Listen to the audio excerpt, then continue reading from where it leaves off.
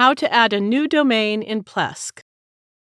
Log into your Plesk account. Under the Websites and Domains interface, click the Add Domain button. You need to decide how you want to create your website with this new domain name. For a starter HTML or PHP site, choose Blank Website. If you haven't registered the domain, you may exercise this option for a temporary domain. If the account is associated with multiple subscriptions, we can choose one subscription to be the parent subscription for this new domain. This account seems to be associated only with one subscription.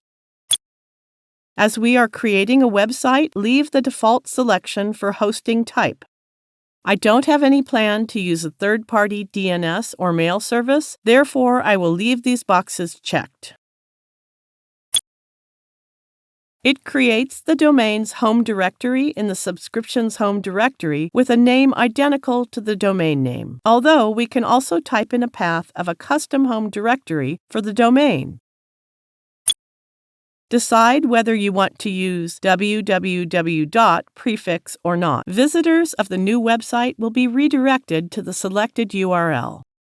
It looks ready now. Click the Add Domain button.